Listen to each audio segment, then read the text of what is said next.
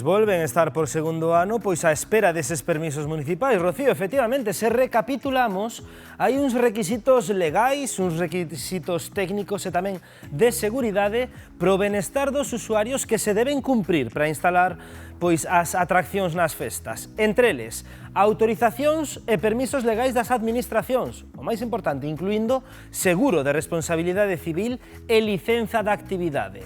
Despois, ser instaladas por empresas certificadas. Ese certificado debe cubrir tamén a inspección dos equipos de seguridade. Falamos de cintos, falamos de freos, das barras de seguridade.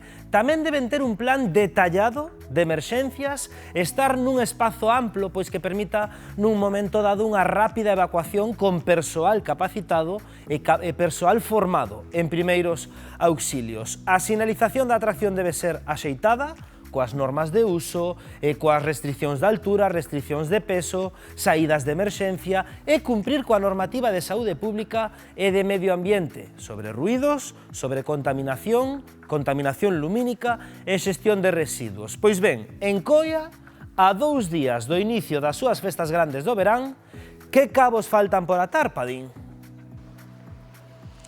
Pois ollo, porque a 2 días do inicio dunha das festas máis emblemáticas de Vigo continúan moitos cabos soltos por atar. Ollo, porque a Comisión de Festas de Coia continúa agardando por esos permisos municipais para a instalación dos feirantes. Sen esas autorizacións non poden nin moverse nin instalarse, por iso quixemos vir onde a Comisión. Maruxa, moi bo día, en que punto vos atopades agora? Bueno, pois nos atopamos no punto de que tuvemos que reducir xa de primeiras 2 días de festa e tuvemos que baixar un pouquiño o nivel das mesmas porque sen atraccións, que son o noso principal sustento, non podíamos acadar nada máis.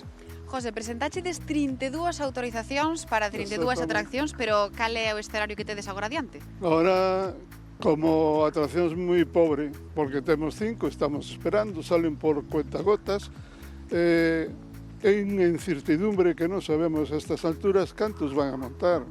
A 2 días da festa, para que nos entendamos da casa. Sen atraccións, que pasa cas festas de Coia? Pois que temos que reducir días, caché e privarnos de moitas das cousas que teríamos normalmente porque son o sustento mayoritario da festa. Que porcentaxe? Pois todo o campo da festa sería en total un 80%. Un 80% do coste da festa que agora mesmo pende dun fío. O ano pasado xa vivichedes unha situación moi semellante. Agardabades que este ano iba a ser así? Home, esperábamos que se mellorara algo, pero cada vez se complica máis. É un problema que burocráticamente piden papeles novos que antes non se pedían, non facían falta, e agora sí. Como por exemplo intentar que se controle a xente que entra aquí no recinto. Como vas a controlar se isto está aberto por todos os lados? E como lle vas a impedir a xente que non pode entrar? Imposible. Isto non é unha plaza de toros, ni un campo de fútbol para decir aquí non entra nadie máis. Están todas as entradas vendidas. Os feirantes, pola súa parte, tamén están a facer un esforzo, non? Están facendo un esforzo porque a maior parte deles, das atraccións grandes, están pagando grandes cantidades de cartos para poder ter todo o que lle piden, toda a documentación o día, incluso estes días están pedindo requerimentos a última hora, os enxeñeiros están traballando nas súas casas por facilitarlle os informes que necesitan e incluso en algúns casos, despois de gastar os cartos, ainda non é suficiente. Confiades en que se van a poder celebrar as festas? Confiamos en que as festas se van a poder celebrar nesta edición, o ano que ven xa miraremos, porque cada vez son máis trabas e isto cada vez é máis complicado.